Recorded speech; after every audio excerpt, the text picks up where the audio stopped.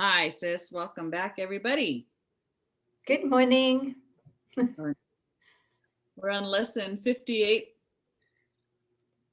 and we're on which is review, and we've got 5 ideas to cover in this review. So, sis, do you feel like reading?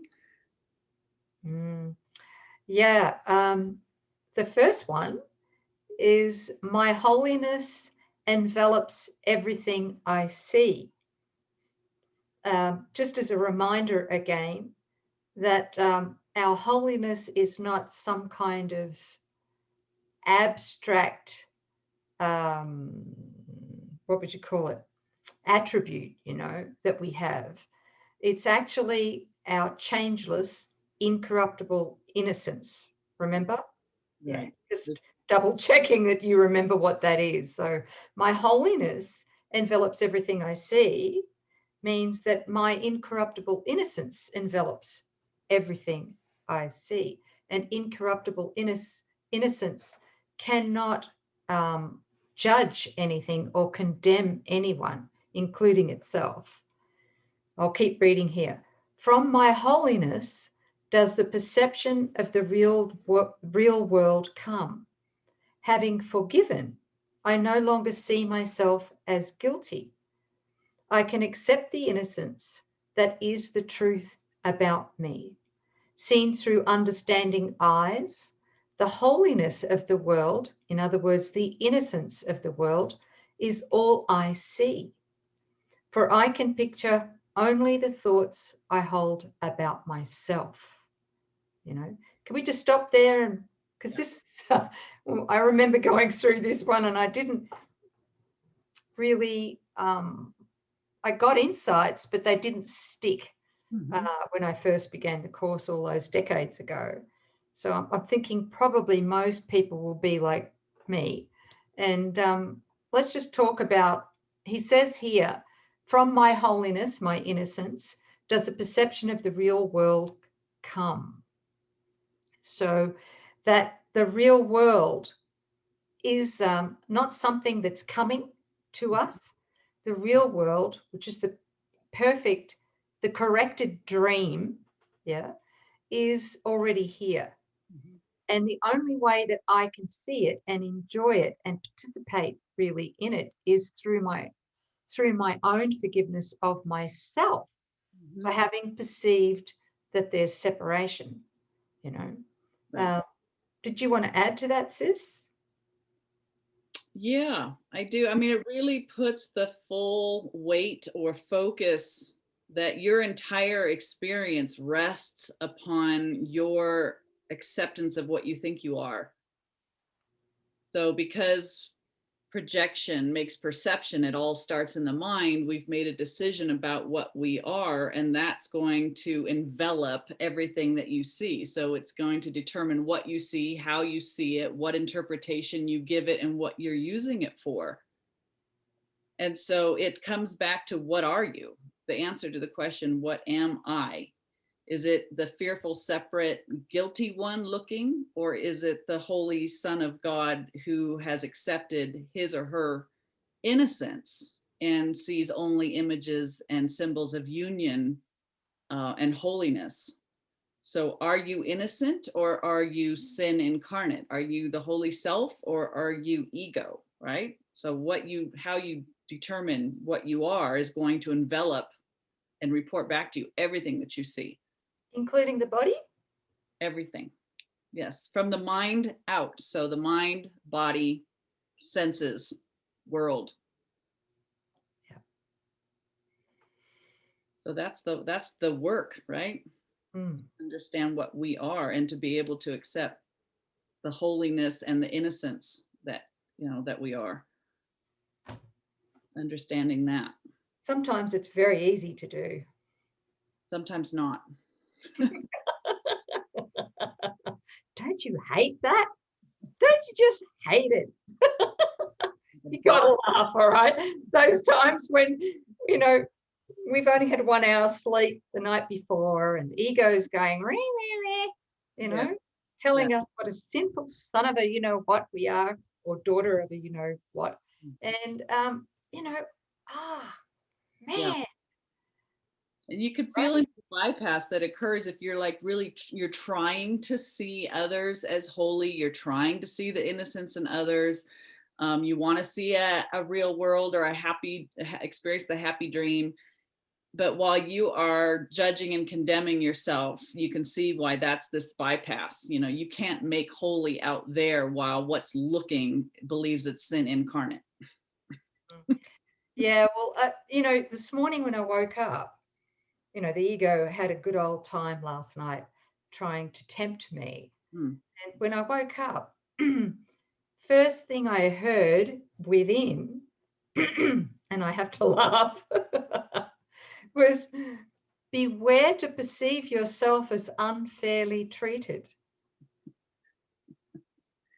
Yeah. I knew we were doing this lesson today, right? This review lesson. Yeah. And I was like, wow, my holiness envelops everything I see. Who's seeing? That's the question. Okay, the one that feels unfairly treated has got to see its own self-condemnation, right? Yes. Is it real? Yeah, so I had to make a quick 180-degree turn, flip, and go, okay, I've had my turn at seeing through the ego's guilt filter, and I don't like it. Right. So now I would like to see through my holiness, my innocence. Yeah, And that's why that's I can smile now. as the unfairly treated one can go, right? There's the decision that I'm having all these negative emotions. I don't want this. Choose again. Give it to Holy Spirit. Say, show me my incorruptible innocence. I want to feel the truth that I am holy. The way that my mind's thinking and perceiving right now is, it's not. But these are beautiful, just anchoring that these logicking out, from or reasoning out from the step by step. Yeah, if when we know our holiness and our innocence, it does envelop everything that I see. So how important it is to really turn and desire to know that innocence. Yeah. This, thank you. Yeah. Would you like to read the next one? Sure. My holiness or incorruptible innocence blesses the world. The perception of my holiness does not bless me alone. Everyone and everything I see in its light shares in the joy it brings to me. There is nothing that is apart from this joy, because there is nothing that does not share my holiness. As I recognize my own holiness, so does the holiness of the world shine forth for everyone to see. Beautiful. So, so beautiful. Isn't that lovely? Yeah. Yeah. And for those of us, I'm going back in the ego's memory right now, so forgive me for that, but we're repurposing it for teaching purposes, right? Learning purposes. Yeah. But I remember doing these lessons when I began the course, and I was in a highly toxic special relationship at the time. And my partner did not want to know about A Course in Miracles. So doing these lessons was very helpful for me. But I do recall, this lesson, which is my holiness blesses the world. I recall having the thought, well, my partner is, having a bad day, is angry, is resentful. Well, he's not doing this course, right? Right. And if I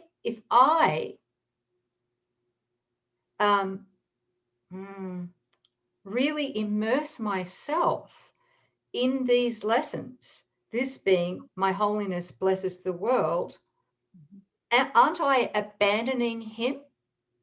I don't know if you can get what I'm saying. What I'm trying to say here is that it confronted the ego in my mind Mhm. that used to collude, you know, with his poor me stories, yeah, Okay. or anybody's poor me stories in all of my old special relating. Mhm. And I could see that the ego felt like I was uh, betraying it Mhm. by pulling my mind away and really immersing myself in these lessons and gaining the peace, the inner peace Mhm. from really holding that innocence and not colluding Right. with the special relationships that I had back then at the time. Does that make sense? Yeah, because that's the definition of love. Like our partner's upset and we join them in their misery because that's what love does. And now we're saying, okay, I'm not going to go down that rabbit hole with you. I'm not agreeing with this. This is, this is nothing but an illusion. And I want to stand here as the answer. I want to have the light in my mind that I can shine out from my mind. And yeah, so it's the ego now knows, oh, you're at odds with the whole goal, right? So it's starting to sizzle. Yeah, getting Yeah, very suspicious. beautiful. Thank you. Mhm. Did you want to keep going with that or? Nope, I'm just coming back to this. I'm wondering if there was anything else to mention. Yeah, the recognition that we're not doing this as a privatized mind, that there is nothing that is apart from this joy because there is nothing that does not share my holiness. Everything is holy. And as I'm recognizing it, right, that's the waking up of the one shared mind that seems to be sleeping. So we're doing it not just for me or us, but for all. Well, this practice absolutely transcends self-interest, right? Yes. That's what makes it holy. Yeah, that's what makes it holy. Yeah. So, shall we go to the third one? Sure. There is nothing my holiness, my innocence cannot do. My holiness is unlimited in its power to heal because it is unlimited in its power to save. Sorry, Mm, save. I saw the word see. yeah. Yeah. Interesting. What is there to be saved from except illusions? And what are all illusions except false ideas about myself? There's that ego filter that Mhm. we're seeing the body and the world through, right? Right. Um, my holiness undoes them all by asserting the truth about me. In the presence of my holiness, my innocence, which I share with God Himself, all idols vanish. Yes, All all, all of them. there a hierarchy of idols? No, but we really do believe there is. Yes. Well, Right? that's the defense against this truth, right? It is. Without my idols, without the illusions about what I think I am, Mm. then my innocence would come shining forth. Absent the building blocks that I've placed, removing those, what we are as holy, as innocence, shines forth. And that And obliterates all that's dark it. imagery. Yeah. Yeah. And sis, that's the light, Yeah. right? Yes. That incorruptible innocence is the light Yes. of the world, which is the light of the Son of God, which is who we are. Yeah. That's And well. that's what we're defending against whenever we're fearful. Because Yes. Yes. The light obliterates what we think we are as mythical me. A perfect love would obliterate the mythical me that we think we are. So these are everything that we use to not recall or not to experience that are these idols. The body and mythical me being the central idol. okay, so we put sickness in there, pain, special relationships, um, deprivation, lack. Yes, this whole gap is our idol. That's our defense. Yeah, Okay, thank God for that gap diagram. I'm telling you, I don't know where I'd be without. Okay, your turn. Okay, my holiness is my salvation. Isn't that beautiful that the holiness is always a fixed fact, parked and ready for our merest, slightest acceptance? That's our salvation. Okay, sorry. Since my holiness saves me from all guilt, to recognize my holiness is to recognize my salvation. It is also to recognize the salvation of the world. There we go again, just linking it all into one whole. Once I have accepted my holiness, nothing can make me afraid. And because I am unafraid, everyone must share in my strength and understanding, which are the gift of God to me and to the world. Seems like he's Wow. stitching these together now. It's just how important it is to know thyself, and that knowing thyself is not a private affair. There is no private awakening, that the entire world is blessed and saved along with us while we do this, because you can't accept your holiness without being willing to share it with every brother, sister in the sonship, right? There's just one of us here. Beautiful. That last sentence, can you read that last sentence again, please? Because Yes. this, in the FIP version, which I'm reading from, Yes. is different than your Circle of Atonement version of A Course in Miracles. Well, I'll read mine and you read yours. And because I am unafraid, everyone must share in my strength and understanding, which are the gift of God to me and to the world. And that's really key, because fear interrupts communion. Fear is what we use to separate ourselves off from our brothers. So absent fear, we allow and know, capital K, of union, of our entirety in God. Yeah, very good. What's yours say? It says, and because I am unafraid, everyone must share in my understanding, which is the gift of God to me and to the world. Now, something key here has been edited out, and that is the word strength. Yeah. And I'll tell you why. And I mean, not why it was edited out. I don't know why, but why it's important to bring it back in, the word strength, is because innocence, unopposed innocence, Yes. undivided innocence, and strength are one. You cannot, it's impossible to have strength without this incorruptible, undivided, and unopposed innocence. Strength and innocence are one and the same thing. And I'm just wondering why that word strength was taken out, right? It just changes. It changes the understanding or the meaning when we take the word strength out. Okay. Can I quickly share how I made that link? Why is innocence strength? It was a vision of a very small child, very white, light-skinned baby wearing like diapers, and no clothes on, but just diapers. And it was walking.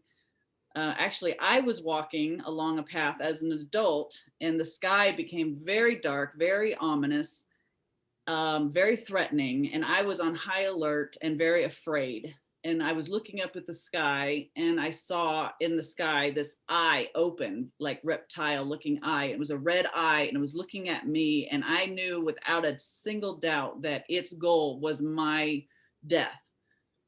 So this thing was going to take me out. And then something in my peripheral caught my attention, and I looked down, and this cherub looking like little baby, just barely walking, has walked by me and is now in front of me and is taking no notice of anything but the little chubby arm and the finger, and this little baby's chattering away, and it's going ahead. And I looked up and I saw fear enter the reptile eye. Like it became afraid, and it dissolved in the presence of the child. And I didn't understand what the vision meant, but what I came to understand was in the presence of innocence, that error, evil, the ego, knows that it can't find anything to respond to it in a mind that is completely free of fear.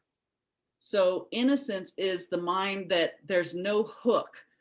You can look upon anything and everything, and this child took no cognizance, gave it no respect, and look at, just kept on doing what it was doing. And error knows that that is its annihilation. So innocence is our strength, because innocence is the mind that's free of fear. Fear can't influence the one that knows its holiness. Oh, I just got the chills. That was fantastic, sis. Thank you I so love much it. for sharing that. Yeah. Feeling it, really feeling it. That's it. Innocence and strength are one. All right. And we've reached that. We reached that amalgamation, unification, whatever, through forgiveness, through forgiving ourselves for having perceived the possibility of separation in the first place. All right. Thank you. Yeah, thank you. Okay, the last one. Sorry. Yes, the last one. And I forgot to turn my cell phone off. Forgive me, everyone. You're forgiven. Pings and everything. Oh, my Lord. Here we go. I'm going to text you. To mess you up. What's that? So I'm going to text you right now just to mess you up. I'm just kidding. Don't you dare. Okay, last one. Who's reading it? You are. Okay. I am blessed as a son of God. Oh, that's a nice one to feel into. I am blessed as a son of God. Herein lies my claim to all good and only good. I am blessed as a son of God. All good things are mine because God intended them for me. I cannot suffer any loss or deprivation or pain because of who I am, with a capital W, who, the Christ self. My Father supports me, protects me, and directs me in all things. His care for me is infinite and is with me forever. I am eternally blessed as his son. Wow. I want to keep reading that one and put it on the put it on my wall. I remember I had a healing just reading that sentence. I cannot suffer any loss or deprivation or pain because of who I am. Only mythical me, only in the ego seems to suffer, but I am not that. My Father created me. My Father supports me and protects me and directs me all things. The fact that I am the Son of God keeps me safe because my holiness and my innocence is intact. So that puts paid to the idea that we need to earn God's love. Oh, yeah. Yes. Yeah, that there goes all the thoughts of striving, achieving, trying, straining, stressing, using the I know mind, trying to save ourselves, to come unto God. That's that about face, turning around and taking your place as what you are, which you are the Son of God right now. You are an expression of God. You are an outward expression of God. You are not the one that seems to be striving, placing the gap between us and God and then straining and striving to come back to God. There's been no gap. There's been no loss. There's been no separation ever. Thank you. And it takes no time to be the beloved Son of God that we are. No time. Time doesn't factor into it. The journey without distance is just a waking up to what I already am. I'm not one apart. I am the one at home in God. It's awakening, yes, but it's a now moment willingness to receive what we already are. That's it. And there's so much peace, so much support, so much love in that moment that we really receive it. That's accepting the atonement. Right. Yeah. Thank you. In support of today's lesson, we're going to put down below a link to a beautiful blog written by our sister Nouk called Healing a Separate Sense of Self. It really bolsters, again, a lot of the ideas in the last few lessons, including that there's no private will, no private minds, no differences. You know, the ego is fully intent on seeing differences to bolster the idea that there has been a separation, that we all have a shared identity as the holy self, the one shared holy self. And also to truly know our innocence, to be able to accept any of these statements, we must be willing to extend these truths to, you know, like where he says in 2 and 4, it's like, to me and to the world.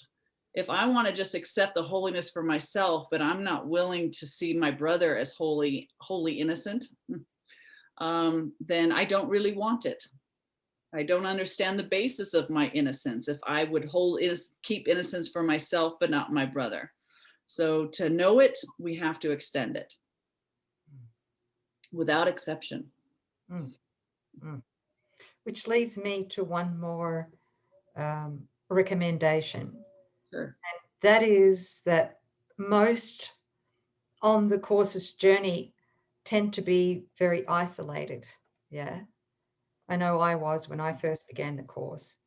And what most of us really need is we need to be able to practice this with other like-minded people who share the same goal of forgiveness. It's very difficult to do this when we're in a constellation, in a family constellation or whatever, friends, and we're the only one, you know, in there, like the pioneer, that is bringing in forgiveness and doing it all alone. And we've got to, like, it's almost impossible to not get sucked into colluding with their egos, their specialness stories and stuff like that. And while it's great to be able to learn how to forgive ourselves for perceiving all of this, it is so encouraging and supportive to be in a group of others who are doing this journey. So I'm recommending that if you haven't already joined our Total Transformation course, which is affectionately called the TTC online course, goes for a year, please look at it, see if it feels like it's for you, and we're looking forward to seeing you there. Yeah, thank you, sis. So there will be a link. There will be a link, if I remember to make sure it happens. There will be a link to the TTC so you can check it out. Yeah. Thank you. Okay. TTC. All right. Yep. Thanks for joining, everybody. That was lesson 58, review lesson. We'll see you next time. Thank you. Thank you, sis. Thank you.